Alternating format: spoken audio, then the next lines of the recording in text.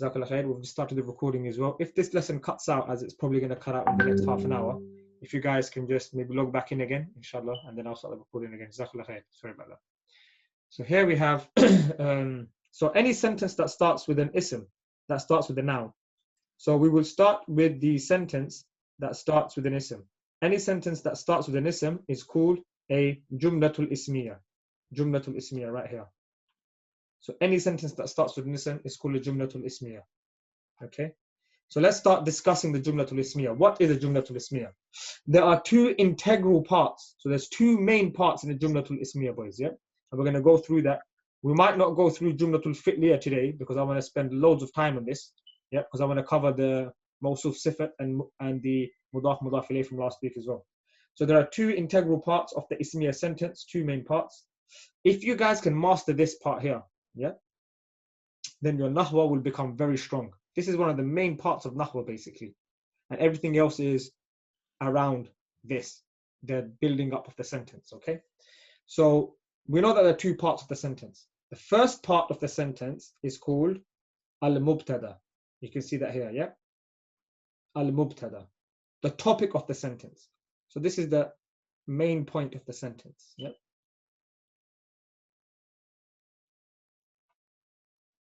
This is the main point of the sentence. Now, the second part of an ismiya sentence, as we're still focusing on ismiya, is called al-khabar, news about the topic. What about this?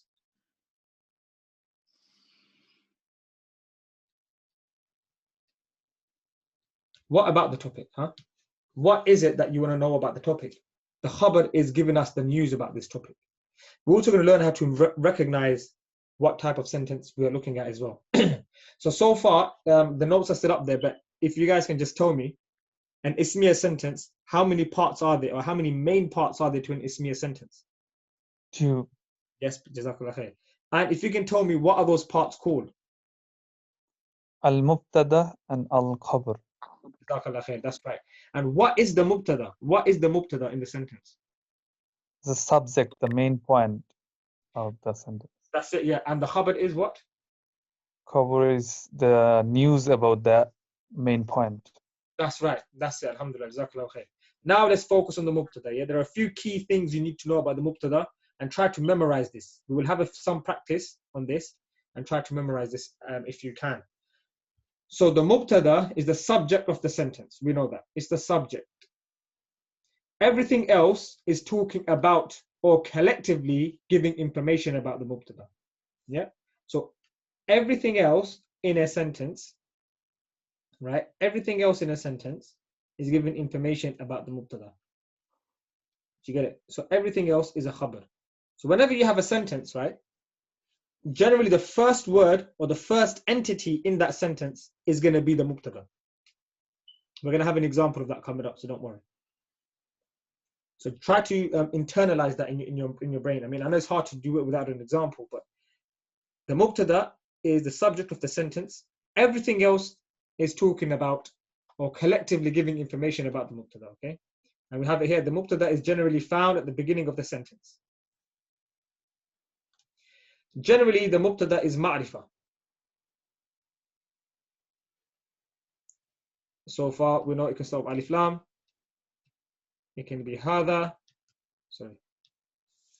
Or it can be a name. Yes. Now we know. Did you guys do name last week? As one of the 7. Okay, so a name, ismul ishara, and alif lam. So that means a mubtada, when you look for mubtada in a sentence, it should be any of these 3 for now. Now, not just speaking for now, yeah? A mubtada is in the state of rafa. Remember that, boys. This is main. You need to remember this. A mubtada is in the state of rafa, and it is generally reflected with a dhamma. Yeah? So remember this, and remember this. Any questions on that so far? No. No, it's fine. Okay, jazakallah khair. Remember these key rules. We're going to use them later on, yeah? So then we have the khabar. Here we have al-khabar. As we know, that the mubtada is the first word, generally, or the first sentence in the sentence. The khabar comes after the mubtada. It comes afterwards.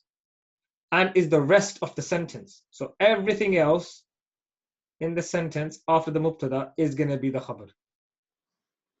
That makes it really easy to spot them. The khabar gives information about the mubtada. We know that already. The khabar can be ma'rifa or nakira. Generally, it can be either one, ma'rifa or nakira. But generally, it's going to be, if you can just write, generally it will be nakira. Right here again, generally will be nakira. Theoretically, it can be both, but generally you're going to find it to be a nakira. Okay. The khabar is in the state of raf'un, rafa'a. Yeah. And this is generally reflected with a dhamma as well. Okay. Now we're going to be putting them both together. I need all of you guys, inshallah, to participate and your best Arabic skills in trying to figure out what we're doing here. So when we have a mubtada and a khabar, when we have a sentence basically, because a mubtada and a khabar make an ismiya sentence. When we have a sentence, when we have a mubtada and a khabar come together, they create an automatic is. So in between the mubtada and khabar, an is has been placed, okay? Is in between the two entities. For example, boys, yeah? What did we say about the mubtada? Mubtada is generally where in the sentence? The beginning. Beginning. Yeah. And we said that a mubtada is generally going to be ma'rifa or nakira. Marifa. So we can see here we have something in the beginning. And we can see that this has an alif lam. And alif lam is one of the signs of ma'rifa, right? Yes. That's it, excellent. We also know that mubtada is in the state of nasr, rafa, or rafa. And how is a rafa reflected? With the dhamma. Okay, and we can see the dhamma here as well. So currently, this word in front of you guys right now, is it screaming, I am a mubtada? Yes. Yeah. It's as if it's saying, look, I'm a mubtada, please spot me. And whenever you spot a mubtada, automatically, what is going to come after it? Khabar. So that means automatically, without thinking, we're going to label this to be a khabar. Now let's look at the signs of khabar. A khabar is in the state of rafa, nasab, jar. Rafa. And how is the rafa reflected? Dhamma. There we go. And we said that it's going to be generally a nakira, right? Yes. Does this have alif lam in front of it? No. Does this have ismul ishara such as hada in front of it? No. And neither is this a name. So we're going to say that this is nakira. This makes sense. Al baytu kabirun. When we're putting together mubtada and khabar together, in between the mubtada and the khabar, what do we find in between it? Is. The automatic is, yes. So how would this be translated? The house is big. Alhamdulillah. Yes. And we have a complete sentence. It makes perfect sense. Grammatically, everything is there. The mubtada and the khabar. Yeah. Ustad, would it be wrong to interpret it, into English as the big house? That would Or it has to be the house is big? It has to be the house is big. It has to Okay. be. It would be wrong to say the big house, because then the big house becomes the subject itself, and we are still waiting, pending information about the big house. What about this big house now? Whereas, Okay. whereas if you say the house is big, this is a complete sentence. Yeah. But the big house is just a phrase. It's just a descriptive phrase. It's like an adjective. The big house itself becomes like an ism. It becomes like an ism. Yes, alhamdulillah. That's yes. That's a very good point to remember, guys. Yeah, we're gonna be doing an example of that next. Inshallah, we can drive that point. But just make sure you write that down if one needs to. I'll try to resend this document as well, so it's all annotated if that would help. On the video, Yeah, that's right. Now I believe we've done this one already. This says Zaydun Jamilun, right? Now, if I can ask you boys, yeah, where does a mubtada usually come in the sentence? So, Sheikh, Beginning. Yeah. So I was asking, where does the mubtada come? It comes in the beginning. So we can see there's a word here in the beginning. but we can't really call that mubtada yet because we need to do some further investigation. A mubtada is in the state of rafa, nasab, or jar, Rafa. and that is reflected with The Dhamma. okay, that's there. All right. A mubtada is generally a ma'rifah, right? Yes. Yes. So can you see any of those things here? Yes. Name, right? Yeah, can you hear me? Yes, I can hear you. Okay, so can you repeat that again, sorry? Which part, sorry? Just the one you just said before about the sentence just on the board. This part here. No, just the one, the one you're just doing now. Okay, yeah, okay, Bismillah, no problem. So I'll just start again, basically. Yep. So what we're saying here, right, is when we look at this sentence here, right, we want to find out what this sentence is, or we want to find out if this could be a phrase. We don't know what this is yet. Is this a mubtada khabar? Is this a mawsuf sifat? Is this a mudaf ilayh? We don't know. But because we're studying mubtada khabar at the moment, we will just try to look for mubtada khabar signs. One of the signs of mubtada and khabar is that the mubtada is always in the beginning. So we're going to look at a word in the beginning of here. So preliminarily, meaning just for now, we're going to box that as a possibility of being mubtada because it's at the front. Okay. Now let's look for another sign. Another sign is that anything that's a mubtada, it's in the halat or the state of nasab, rafa or jar. Which one? Rafa. Rafa. Jazakallahu khairan. How is rafa reflected? How do we see the sign of rafa? Dhamma. Dhamma, yes. How does the word speak to us and tell us, hello, I am rafa? Is by the dhamma. We can see this is madmoom. This has dhamma on it. So that means so far it's looking like it's going to be a mubtada. The other thing is that mubtada is generally a ma'rifah. And we know a ma'rifah for now is anything, right, that has one of these three. It's either a name, it's either got this in front of it or that in front of it. Which one of these three can you find in this word? Name. Name, alhamdulillah. So we can say confidently that this is mubtada, right? Yeah. Now, if this is mubtada, okay, then we need to find the khabar. Generally, everything else after is khabar. A khabar is generally, we said nakira, is that correct? Yes. Does this have any of the three signs mentioned on the right hand corner? No. No. No. That's all right. So that means it meets the criteria of being a nakira generally. Other thing is, khabar is in the state of nasab, jar, or rafa. Rafa. Rafa, and we can see that's been reflected here. So now it's quite easy to say that this is going to be a mubtada khabar sentence. And we know when we combine a mubtada and khabar together, something is dropped in between. Can anybody translate the sentence for me, please? Zaid is beautiful or That's handsome. Yeah. Zaid is beautiful or handsome. Yeah, that's it. Is dropped automatically in between. So that was that. Now we have some. These two were fairly easy. Yeah, because now we have something that's a little bit more difficult. It's combining two lessons together, last week's lesson and this week's lesson. And we are going to, inshallah, spend time on this. As much time as you guys need on this, we will spend on this, so don't worry. Now here we have something that looks like a phrase or a sentence. And it says here, Hisanu Zaydin Sari'un. Yeah, that's what it is. Now Hisan, okay, it just means horse. All right. Zayd is obviously a name of a person, and Sari' it just means fast, speedy, quick. Fast, speedy, or quick, whichever one you want to use. All right. Now, boys, can anybody tell me what this is? What do you recognize? Okay, just tell me, what do you guys recognize from these words? The beginning of the sentence is Mubtada. mudaf ilayh. Oh, No. yes. Without, That's exactly what I was looking for. He's noticed it straight away, Mahfouz, mashallah, that in the beginning of this sentence, or in this phrase, because we can't call it a sentence yet because we haven't finished it, there's a mudaf and mudaf ilayh.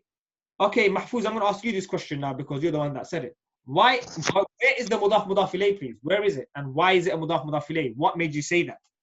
Because the horse belongs to Zaid. So Okay.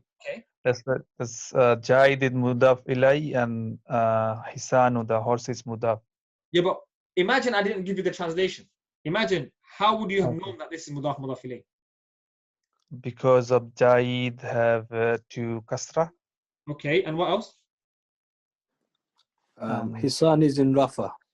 Okay, Also, I think when it's mudaf alayh, the second word is owns the first. So Zaid is the owner of the horse. yes, but the thing is, we have to assume that you don't know the translation of these words. So if you don't know the translation of this word, how can you call this a mudaf mudaf ilayh? Apart from kasra, I can't say anything. Yeah, because the mudaf ilayh has no alif lam. Okay, that's one thing. It can though. Mudaf ilayh can have alif lam. Obviously, in this case, it doesn't. There's one more. Is it the double kasra is like a rule that if it ends in something? Majroor. Yeah, so the double kasra, that's rule. Okay, we're gonna go over that. Anything else, boys, from last week? Is it because the first two both are marifa? I think. Sheikh, you know the mudaf ilayh, but doesn't it ever have a tanween? Doesn't it? It never has a tanween. The mudaf never has. So they've got tanween on Zaydin Yeah. So and Sari'un. okay. That's so you think. Okay, look. Let me just tell you guys. Yeah. You see here. This is hisanu. Why is it not hisanun? Because it cannot be because it's a mudaf. You understand it? So this is the mudaf. So a mudaf itself never has alif lam. So the word at the front, mudaf, never has alif lam. Okay, never ever does it have alif lam. And also the the mudaf never has alif lam, and it never has tanween. It only has one. Yeah. You can see that only one. Yeah, and it never has alif lam. Write that down. Mudaf never has alif lam. Okay. Tanween. No tanween. When you see that, you know that this is a mudaf. And automatically the mudaf ilayh is always going to have kasratain. Always going to have two kasra here. And it's in the state of jar. Meaning this word here is in the state of jar. Yeah. Remember that, boys, okay? Yeah. Now, remember this. A mudaf ilayh, right, is one entity. It's what? It's an incomplete sentence. It's a phrase. It's one entity.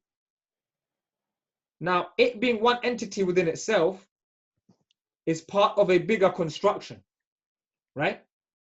You see this rafa here? It's a rafa, right? Yep. Okay. But how is this mudaf ilayh? Let me just put it here, yeah? How is this mudaf ilayh, this blue box, the mudaf ilayh we've just found, how is it connected to this? Sari'un. How are they connected? What's the connection between the first box and the second box?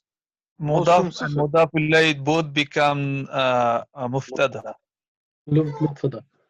Okay. Mubtada. Okay. Is it not most? Is it more specific when there's a description on a description or something? Yes. So most sifat is basically description, and we're going to have an example of that one inshallah next. So you'll find an example of that one next. We'll go through the rules of that again as well. But currently in this one, we know that Hisanu is mudaf, Zaydin is mudaf ilayh. Together mudaf ilayh is one box. This box is connected to the next box. How? What is the connection between them two? What is this first box and what is this second box? Can anybody? Second box, khabar. Khabar. If it's khabar always have what in front of it? So where's the Object. Oh yeah, check. Let's test this Hisanu Zaydin if it's going to be a mubtada in the long run, yeah? Let's see if this is going to become a mubtada or not. Let's see. A mubtada generally, all right, is going to be in the state of rafa. We know that our first word is reflecting with a dhamma, yes? Yeah. And then we know that a mubtada is in the beginning. Okay, fair enough, this is in the beginning, yeah? Yeah. Now watch this, right? A mubtada needs to be ma'rifah, so alif lam, right? No. No? No. Or a name, right? So far.